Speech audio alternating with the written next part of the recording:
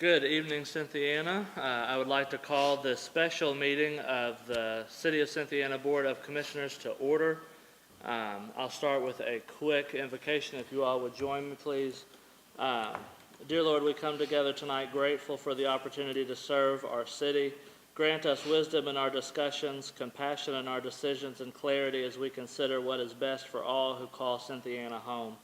Help us to listen well, speak kindly, and work collaboratively, and may our actions reflect integrity, fairness, and a genuine commitment to the good of all. Amen. Amen. First item on the agenda is the approval of the December 2nd regular meeting minutes. I'll entertain a motion to approve those minutes as submitted. I'll make that motion, Mayor. I'll second. Commissioner Fawns? Yes, ma'am. Commissioner Slade? Yes, ma'am. Commissioner People? Yes, ma'am. Commissioner Ratner? Yes. Mayor Daly? Yes, motion carries. On to legals. John Lear. Thank you. Ordinance number 1683, an ordinance amending Section 2-71 of the Code of Ordinances of the City of Cynthiana relating to salary of the mayor and commissioners, raising the salary of the mayor to $55,000 per year effective January 1st, 2027, and adding the mayor to the CERS retirement effective January 1st, 2027. Be it ordained by the City Commission of the City of Cynthiana as follows. Section 2-71 of the Code of Ordinances of the City relating to the salary of the mayor and commissioners is amended as follows. Salaries of the mayor and commissioners effective July 1st, 2001, and annually thereafter, the compensation of elected officials, including the mayor and city commissioners, shall be adjusted by the amount of the increase in the Consumer Price Index during the previous calendar year, determined by the Department of Local Government pursuant to KRS 838075. Effective January 1st, 2019, the salary of the mayor shall increase to $30,000 per year. Effective January 1st, 2027, the salary of the mayor shall increase to $55,000 per year. Effective January 1st, 2003, the salary of each commissioner shall be $7,200 per year. The mayor will receive reimbursement for out-of-pocket expenses incurred performing his or her official duties, separate and apart from the mayor's salary on a calendar month basis for automobile use, official travel, telephone, office, and administrative expenses. The mileage reimbursement rate shall be the standard mileage rate published annually by the Internal Revenue Service. The city clerk shall provide a form or voucher for the submission of the expenses. Effective January 1st, 2027, the mayor will be permitted to participate in the CERS retirement, provided he or she meets all CERS eligibility requirements. The city commissioners shall receive reimbursement for out-of-pocket expenses incurred performing official duties separate and apart from their salary on a calendar month basis for automobile use for travel, telephone, office, and administrative expenses. The mileage reimbursement rate shall be the standard mileage rate published annually by the Internal Revenue Service. The city clerk shall provide a form or voucher for the submission of expenses. This ordinance is effective upon approval, passage, and publication required by law. And I would just add for clarification that even though the ordinance is effective, the effective date of the salary increase would not be until January 1st, 2027, and that's what's in the ordinance, just so there's no confusion about that. I will entertain a motion to approve the second reading of ordinance number 1683.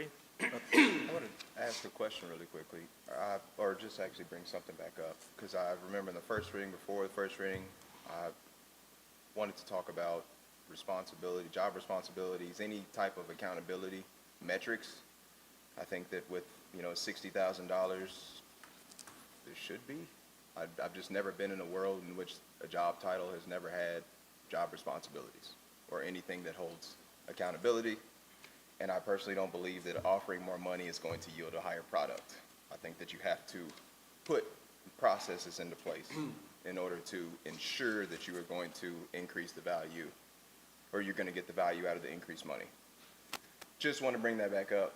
I understand no one may agree, but I think that it's worth Would that be something, we wouldn't necessarily put that in the ordinance, it would be in the employee handbook, right? I mean, There is not actually in our job descriptions a job description for the mayor, because you all are elected, but there's not a full job description in the job description handbook for a mayor and commissioners. there's not, I'm sure that there may be some in an ordinance, in that ordinance, it's just not in a job description. In our handbook, you all are different as far as that goes. Yeah. So you're all sets fall in ordinance. so that's something we could look at though, because, I mean, that's more than a fair question, as far as. Was the question about job descriptions for the commissioners? For the mayor. It's hard for me to hear in this room. For all, I mean, I feel like the commissioners are set to a specific division of the city, so it's a little more tunneled, but I'd be open to that too, you know? I feel like anytime you're going to increase your investment, there's gotta be increased value, and you've gotta put systems in place to ensure that you're going to get the return on the investment. Take a look at in the ordinance book at the very beginning, there's, I don't know if you want to call it a job description. Right. There's a list of duties. Right, of the right. mayor and the commissioners, so take a look at that, and if you So I think have. that needs to be expanded upon or changed, then get back with me, and I'll have to do something to present to the board. Okay. I would move approval of ordinance 1683. I'll say. Commissioner Slade, Yes, ma'am? Commissioner Connor, Yes, ma'am. Commissioner Peoples, I'll abstain. Commissioner Rattner. Yes, ma'am. Mayor Daly. I'll abstain. Motion carries. And it is very hard to hear in this room. It's hard to hear. You can hear the people talk, but you can't understand what they say. Yeah. That's, for me, I can tell you talking, but I can't understand. But, Commissioner Peoples, I would be happy to look over that ordinance, and definitely, I'm sure it needs tweaking, refining, expanding. I'm sure when it was passed, the job of the mayor has changed significantly. Well, when we turned into a full-time job, nothing changed. Right. So- It's passed now. Right. You're correct. Yeah, yeah. I'll turn it back to John for the first reading of ordinance number 1684. This is a long one. I'm comfortable, I'm Okay, sad. I'm just saying, it's a long one, so it's gonna go on for a while. Everybody needs to eat supper, whatever they need to do.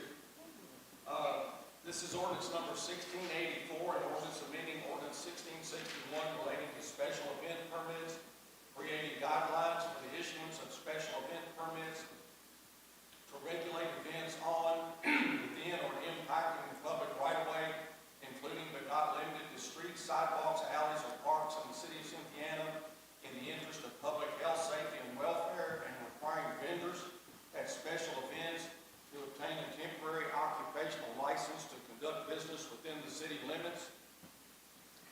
Be it ordained by the City Commission of the City of Cynthiana as follows.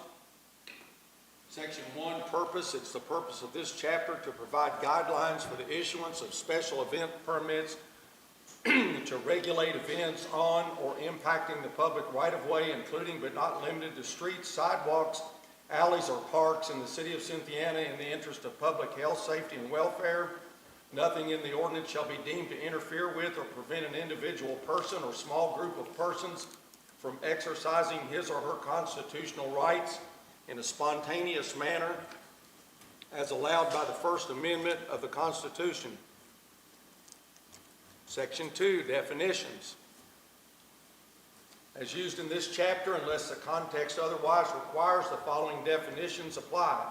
Applicant is a person who has filed a written application for a special event permit. The city is the city of Cynthiana, Kentucky. Parade is any organized procession or march of any kind, whether on foot or in vehicles, in or on any public street, sidewalk, park, or other public place in the city. A parade is any type of special event, is a type of special event. A special event is any festival, ceremony, sale, show, demonstration, concert, race, parade, marathon, walkathon, bike race, running event, fireworks display, carnival, march, exhibition, outdoor temporary gathering, or similar event in or on or having a substantial impact on any public street, public park, or other public place in the city. Vendor. For purposes of this ordinance, vendor includes any person, entity, or organization engaged in the business of selling merchandise, food, or beverages on a temporary basis at a special event, including but not limited to sales through the use of a booth, table, tent, trailer, portable building, motor vehicle, or stand of any kind. Permit required. It shall be unlawful for any person or organization to hold a special event, sponsor a special event, or cause a special event to be held without obtaining a special event permit from the city. A special event involves a gathering or organized activity defined in Section 2 of the ordinance, which involves one or more of the following activities: closing a public street, blocking or restricting public property within the city, blocking or restricting usual or customary use or access to city streets, sidewalks, parks, or right-of-way, blocking or restricting access to or limiting the use of public parks within the city, sale of merchandise, food, beverages on public property within the city, erection of a tent on public property within the city limits, installation of a stage, band shell, I'm not sure what that is, trailer, van, portable building, grandstand, or bleachers on public property within the city limits or exclusive owned use of city facilities, placement of temporary parking signs on public property within the city, placement of pedestrian boundary markers on public property within the city, hosting a special event on private property that has a substantial impact on any public street, park, or other public place in the city. Section 4, standard for issuance of a special event permit. A special event permit may be issued by the city clerk or his or her designee if the following standards are met. The special event will not substantially interrupt the safe and orderly movement of traffic or pedestrians near its location or route. The special event will not require the use of public safety officials to substantially impact adequate public safety requirements for the remainder of the city. The concentration of people, objects, animals, and vehicles at assembly areas will not unduly interfere with proper fire and police protection or ambulance service. D, other licenses and permits, restrictions, regulations, fees for city services, safeguards, or other conditions deemed necessary by individual city departments or other city government offices for the safe and orderly conduct of a special event are requested, submitted, or approved. Section 5, special event application procedure.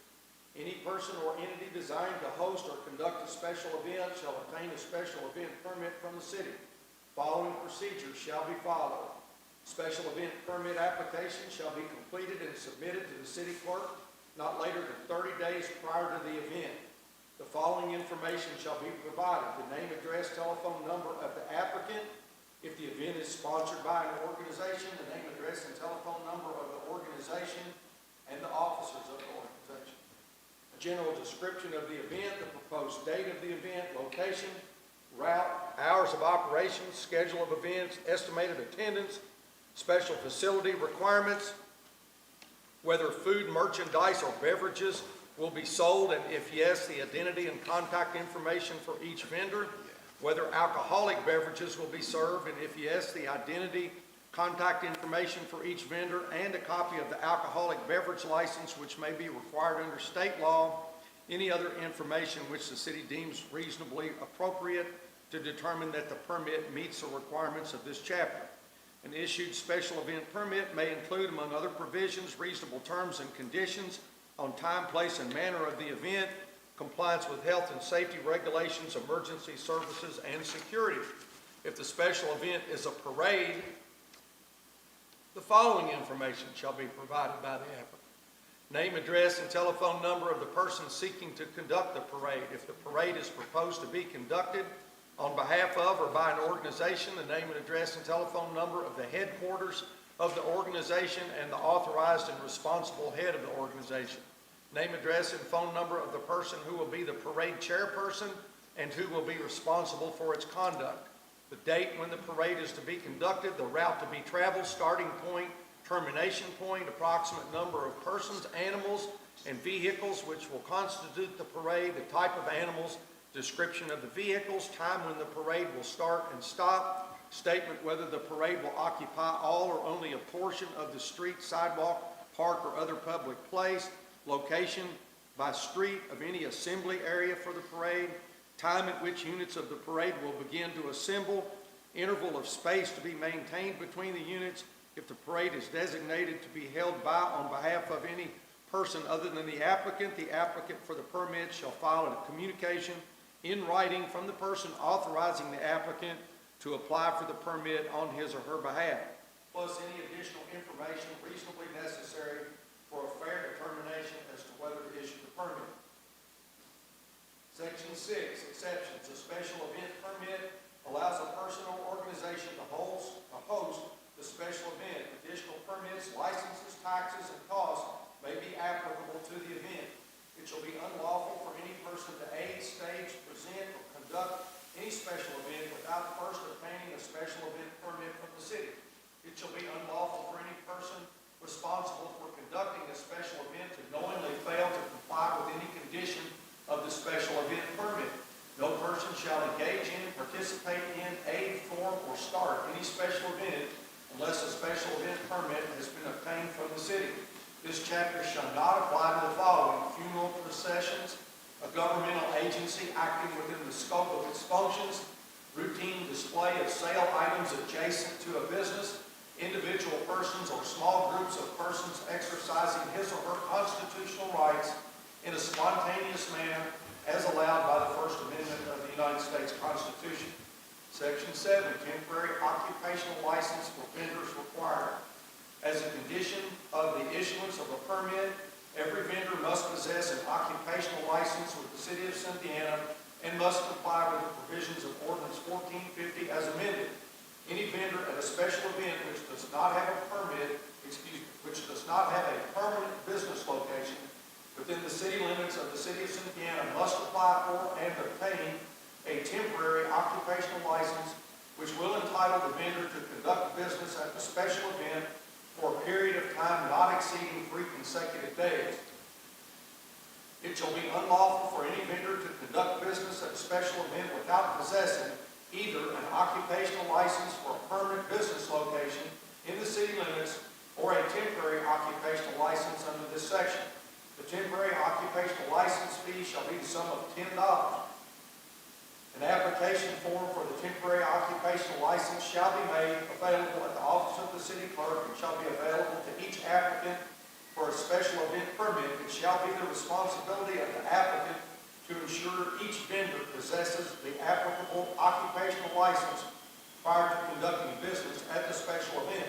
The applicant shall collect the completed application and $10 for the temporary occupational license fee from each vendor and shall remit the license fee along with the completed application to the office of the city clerk prior to the commencement of the event, at which time the temporary occupational license will be issued. Each vendor shall prominently display the temporary occupational license at the location where the vendor is conducting business at the special event. Any vendor not having a permanent business location within the city who fails to prominently display the temporary occupational license required for this section may be required to discontinue business at the special event until such time as the temporary occupational license may be obtained and displayed. Any vendor which obtains a temporary occupational license for a special event shall be exempt from filing an occupational license tax return under Ordinance 1450 as amended, as it would pertain to the net profits derived from the sales at the special event. Any church or other charitable organization which is exempt from payment of federal income tax under the Internal Revenue Code as amended shall be exempt from the provisions of this section. Insurance. The applicant may be required to provide proof of liability insurance naming the city as an additional named insurer. Section 9, indemnification. As a condition of the issuance of a permit, the applicant shall agree to defend, indemnify, and hold harmless the city, its elected officials, officers, employees, and agents against any and all suits, claims of liabilities for damages or injuries caused by or arising out of any special event regulated by this chapter. Section 10, revocation of the permit. All permits issued pursuant to this chapter shall be temporary and do not vest any permanent rights.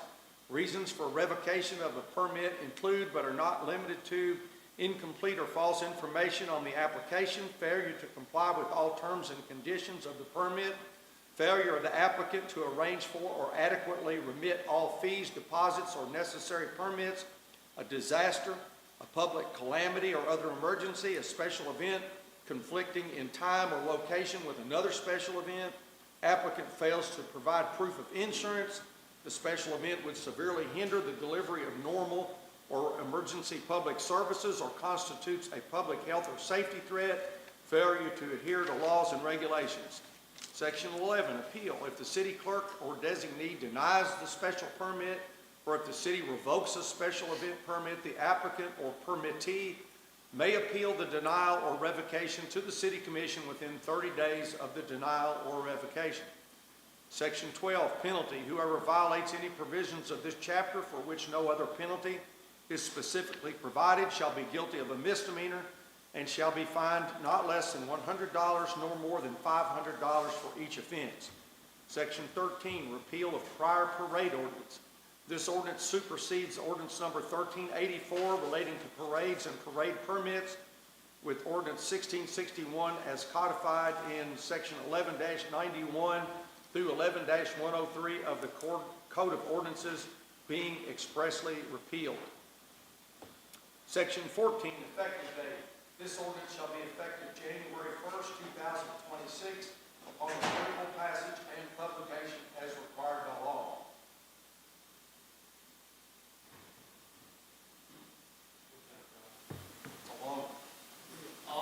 All that to say, what is amending there in this ordinance, which we passed when, was it the end of 2023? When did we pass that? I'm not sure. I think we passed the special events ordinance in 2023. What this is amending was the section in there for the temporary occupational license for vendors.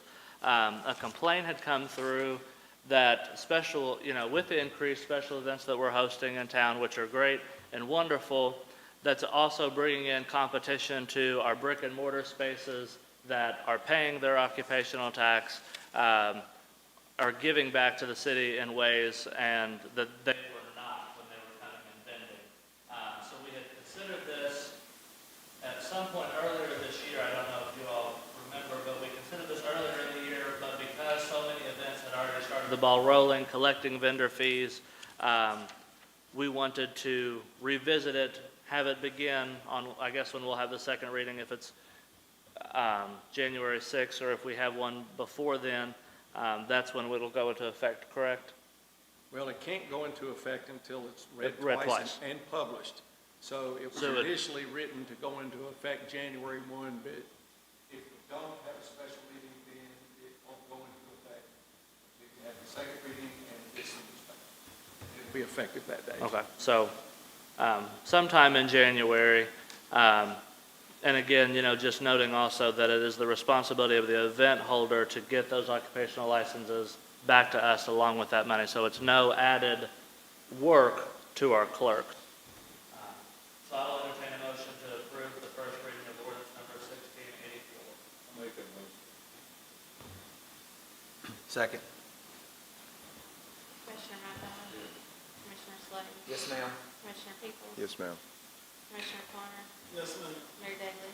Yes, motion carries. On to the mayor's report. I've had a busy 2 weeks since our last regular meeting. The governor hosted a local official Zoom that I was a part of. We had a meeting with 10-8 Systems, a new CAD company. We had the bid opening for the Cynthiana Country Club wastewater line. We volunteered at God's Pantry. I attended the Chamber Events Committee meeting. We had a ribbon cutting at Silas Ridge Studio on Pike Street. I spoke at the tree lighting ceremony on Friday and helped organize the parade and jumped into the parade in the last minute. On Saturday, we had a meeting via Zoom with Apogee and are working on publishing 2 new pages onto our website, one of them being a Move to Cynthiana page with lots of resources, connections with local builders, utility people, realtors, and then also a Visit Cynthiana page off of our city page, which is really exciting. We had our bid opening for our Station 1 expansion project. The judge and I had a Zoom meeting with the National Fitness Campaign. I Zoomed into a meeting in Frankfurt regarding the Licking River watershed. Cynthiana celebrated its 232nd birthday. Bullard had a check presentation for our fire training facility last Wednesday. We had our city employee appreciation breakfast last Wednesday. We had a meeting with Field and Main and Stockyards in regards to some of our CDs there.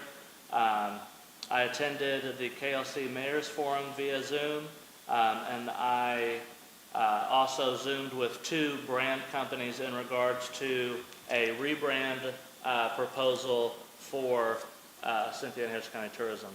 So it was a chock-full 2 weeks of meetings, but luckily they were mostly Zoom, so I was warm. And that is all of my report. I just want to wish everyone a Merry Christmas and Happy Holidays before I turn it over to the Commissioner of Public Property and Finance, Commissioner Matt Miller. Thank you, Mayor. I don't think this will take quite as long as Mr. Laird did. We have some bills to pay, make a motion to pay these bills in the general fund, $132,298. Water and sewer fund, $238,651. I put that in front of the motion. I'll second that. Commissioner Matt Yes, Miller? ma'am. Commissioner Slade? Yes, ma'am. Commissioner Peoples? Yes, ma'am. Commissioner Connor? Yes, ma'am. Mayor Daley? Yes, motion carries. Cash in the bank in the general fund, $207,190. Water and sewer fund, $417,730. Cash in the bank in the municipal road aid fund, $155,916. And Mayor, that's all it is. Thank you, Commissioner. Commissioner of Police Safety, Commissioner Peoples. Just got a couple of things this evening. First, I would like to make a motion to authorize to use DEA asset forfeiture equitable sharing funds in the amount of $621.85 to purchase commemorative pins for uniforms from law enforcement awards and memorials. Again, this is going back to becoming a cohesive uniform team, and I will say it again, this will not use taxpayer money to pay for. This is coming out of our DEA asset forfeiture equitable sharing funds. I'll second that. Commissioner Peoples? Yes, ma'am. Commissioner Slade? Yes, ma'am. Commissioner Connor? Yes, ma'am. Commissioner Matt Miller? Mayor Daley? Yes, motion carries. Next, I would like to make a motion to authorize to hire Dennis Mabry as a SRO police officer, salary to commensurate with the position. Commissioner Peoples? Yes, ma'am. Commissioner Connor? Yes, ma'am. Commissioner Slade? Yes, ma'am. Commissioner Matt Miller? Mayor Daley? Yes, motion carries. That is all I have tonight. Thank you, Commissioner. Commissioner of Fire Safety and Emergency Services, Commissioner Slade. Thank you, Mayor. I don't have anything on the agenda tonight other than you've already alluded to. I just want to thank Bullard for their donation. I believe it was about $23,000 toward our training facility. So we're moving on that, and that's going to be a great facility, not just for fire, but for police, for public utilities, for the county. So we're excited, and we want to thank Bullard. They've always been a good partner to the city and to public safety in general. So that's all I have. Commissioner of Public Utilities and Works, Commissioner Connor. Thanks, Harry. I'd like to make a motion to authorize the award Country Club area pump station replacement project bid to Hal Contractors, Inc. Second. Commissioner Connor? Yes, ma'am. Commissioner Peoples, Yes, ma'am. Commissioner Slade, Yes, ma'am. Commissioner Matt Miller, Yes, ma'am. Mayor Daley. Yes, motion carries. I'd like to add, that we had another round of snow, which everybody's pretty sure about that, but my guys really did another fantastic job of working with the temperatures. This one was much more severe than the first snow episode that we actually had, but took us roughly about 12 hours to start making movement, but we eventually got that. I'm very proud of it. Good job. Came down fast, too. Came down fast, too. It did come in fast. It got cold. Yeah. It was like flash freezing everywhere. That's all. Thank you, Commissioner. That concludes our agenda. Since it is a special meeting, we are held to this agenda tonight. So I will entertain a motion of adjournment. So moved. Commissioner Slade, Yes, ma'am. Commissioner Connor, Yes, ma'am. Commissioner Peoples, Yes, ma'am.